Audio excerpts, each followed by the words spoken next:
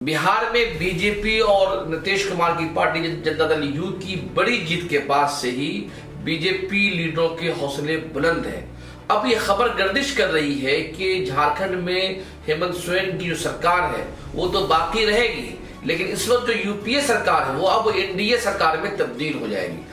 ये पहली मर्तबा ऐसा हो रहा है कि होगा, अगर ऐसा हुआ तो, कि एक वजीर आला अपना इत्तेहाद हुकूमत रहते इत्तेहाद को बदल ले। नीतीश कुमार करते रहे, लेकिन ये झारखंड में पहली मर्तबा ऐसा होगा। लेकिन सवाल ये है कि क्या ये सिर्फ अफवाह है या ये हकीकत भी है।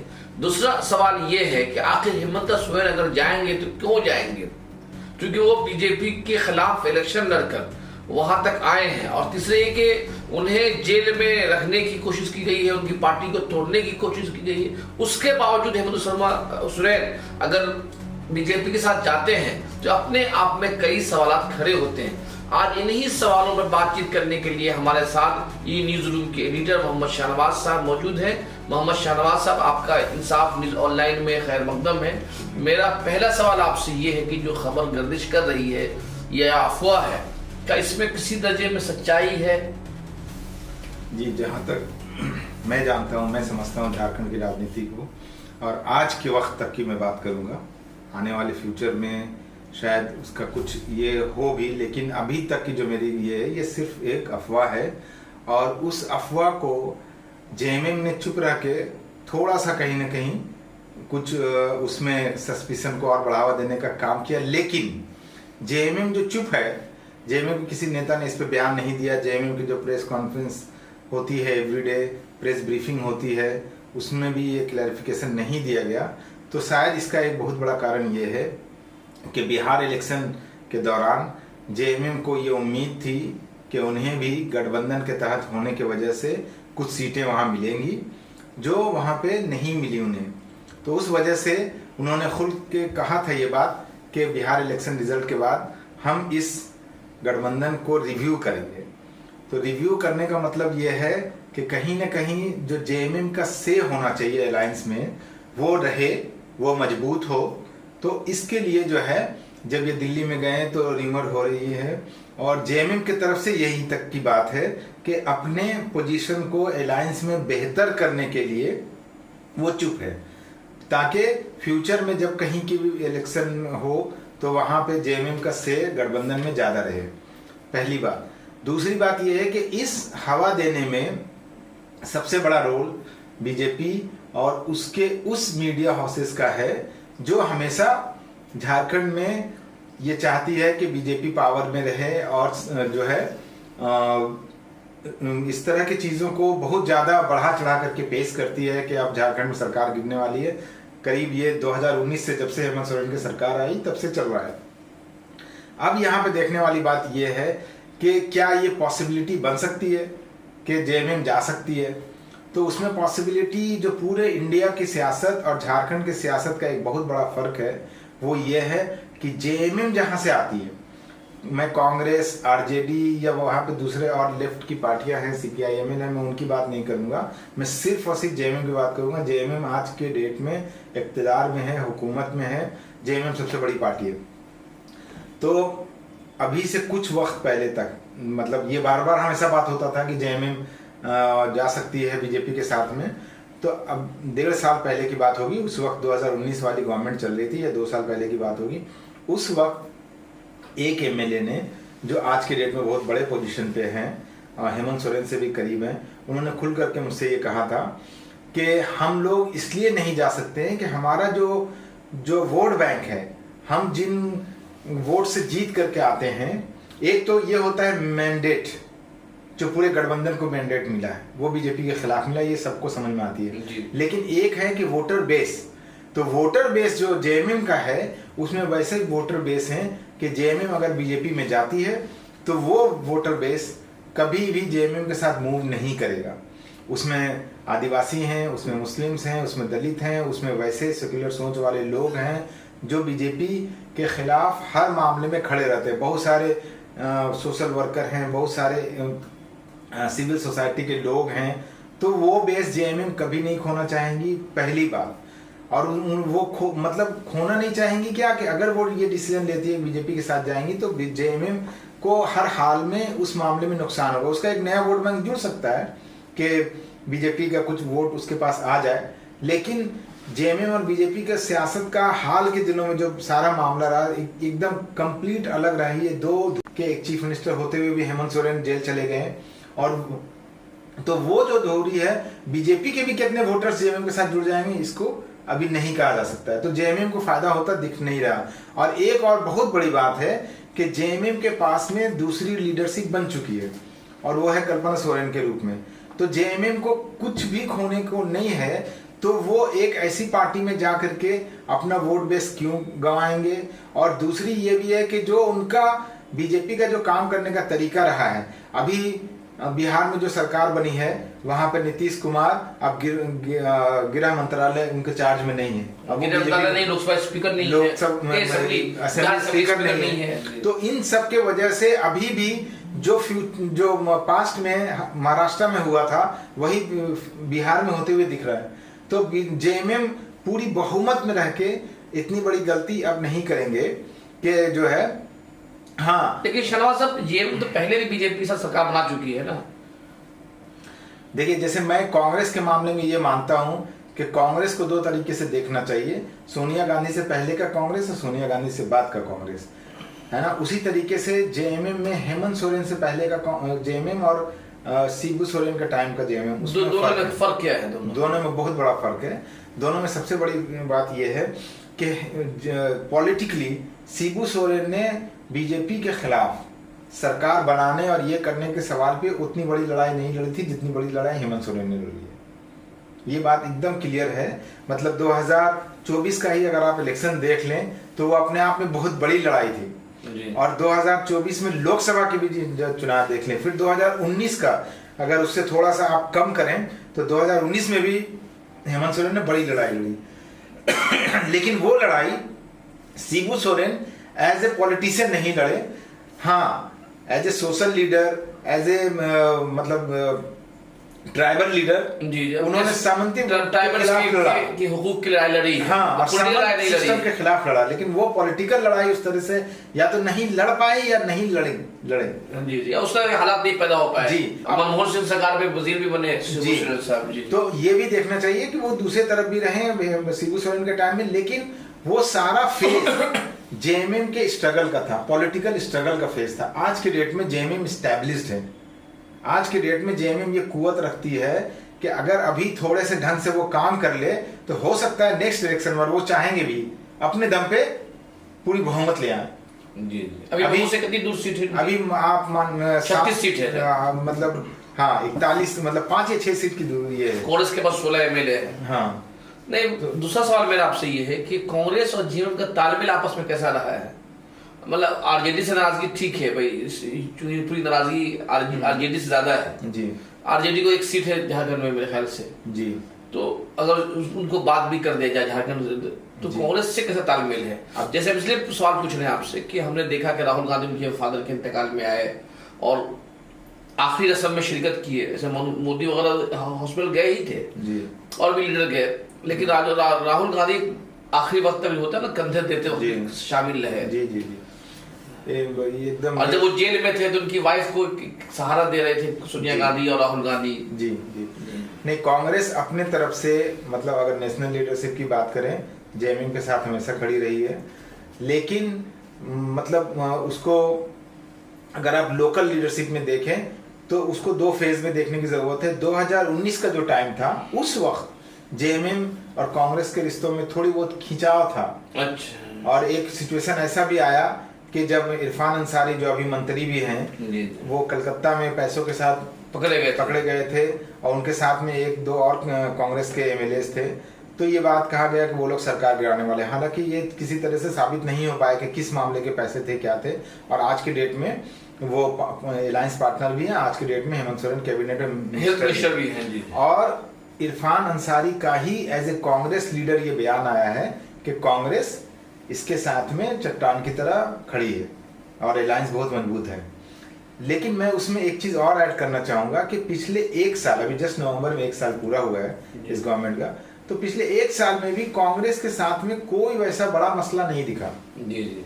जिसपे कोई बात हो कि हाँ कांग्रेस ने ऐसा गलत कर दिया या कांग्रेस की तरफ से कोई ऐसी बयान आई, कुछ ऐसी बात हुई, ऐसा बड़ा मसला कांग्रेस के साथ और जेएमएम के साथ में पिछले 1 साल में नहीं दिखा है। तो कांग्रेस के साथ में अगर हम उससे पहले की बात करें 2019 और 2024 के बीच का मामला, तो वो एक अलग फेज है, लेकिन इस बार के 1 साल में ऐसी कहीं कोई बात झारखंड में नहीं हुई दोनों के बीच में। अब दूसरे पहलू पे आते हैं कि जिस तरह से कबायली ट्राइबल्स को पिछले इलेक्शन में, इस इलेक्शन में भी बीजेपी अपनाने की कोशिश की, लेकिन वो जो उनके जो ट्राइबल्स के जो मुतालबे हैं कि उनको अलग धर्म कबूल किया जाए, सन्ना कोड का, क्या इस अब इतना लंबा सफर तय करने के बाद भी ट्राइबल्स बीजेपी से करीब हो सकी है? नहीं, यही तो असल में सबसे बड़ी बात है कि जेएमएम जब भी जाना चाहेगी बीजेपी के साथ में, तो जेएमएम ने अब जो है बहुत सारे इश्यूज बीजेपी के सामने खड़े कर दिए हैं।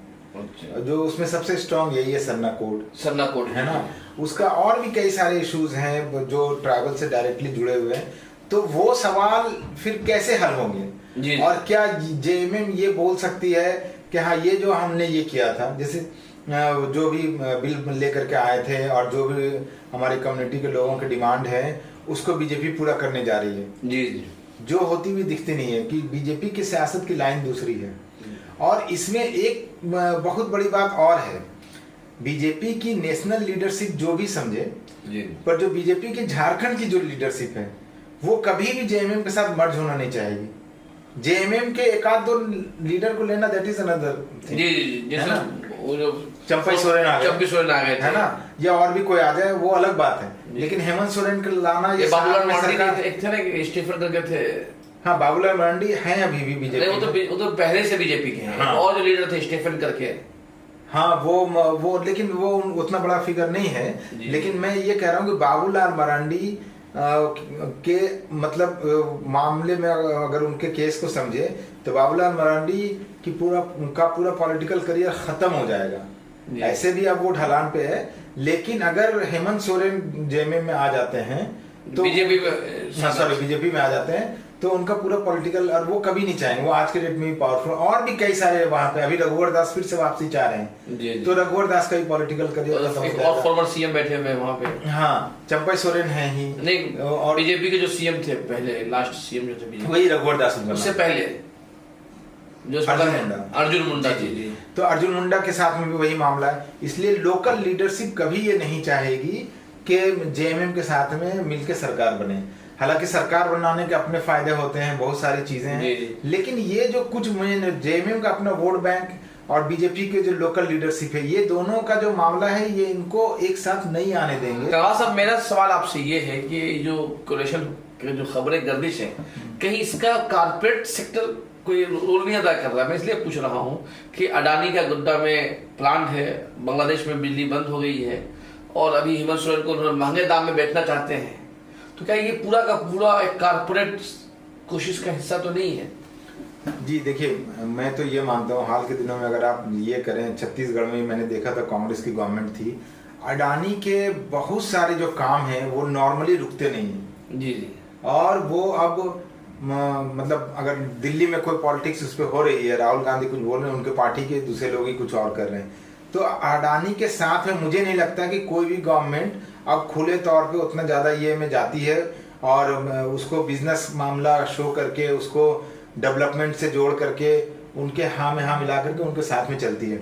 और अगर इस तरह का कोई भी काम होगा तो जिस तरीके से अमित शाह से मुलाकात हुई है या और भी किसी लोगों के तरफ से एक मैसेज आ सकता है और वो गवर्नमेंट मान सकती है बहुत सारी चीज़ें, अनटिल अनलेस अगर उसमें कोई वैसा पब्लिक से जुड़ा हुआ इतना बड़ा मामला नहीं हो कि जहाँ पे फेस सेविंग मुश्किल हो जाए। जी।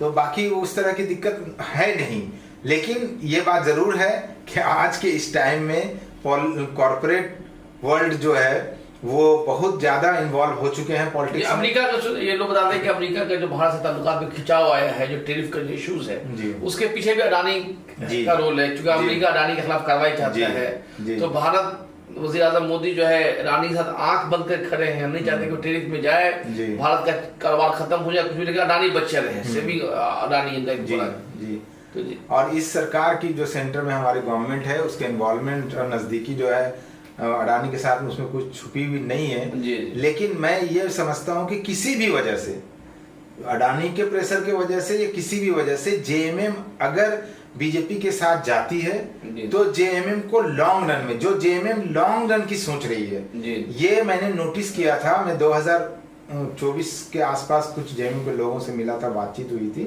तो ये मुझे एक बात क्लियरली समझ में आया था। इनफैक्ट 2019 के रिजल्ट के कुछ ही बाद तो वो लोग ये मानते थे कि हेमंत सोरेन यंग है, हेमंत सोरेन झारखंड में एक और आगे चल करके जो है पूरी तरीके से एक वैसी लीडरशिप दे सकते हैं जो लंबे समय तक यहाँ रह जाए, जैसे बगल में उड़ीसा में ऐसा हुआ था। जी, बंगाल में हुआ है। हाँ, अभी ममता बनर्जी 15 साल से लगातार है। हाँ, बिहार पर्टिकुलर किसी एक आदमी को फेस बना करके, एक कल्ट फिगर बना करके, तो और वो उसमें अपने उस प्लान में 5 साल के बाद कामयाब भी हुई 2024 में। जी। है ना, तो वो उनका बढ़ा और उनके साथ में फायदा ये, और इसी वजह से अगर जेएमएम को जाना था, जेएमएम को सरकार में जाना था तो आज इलेक्शन से पहले वो जा सकती थी।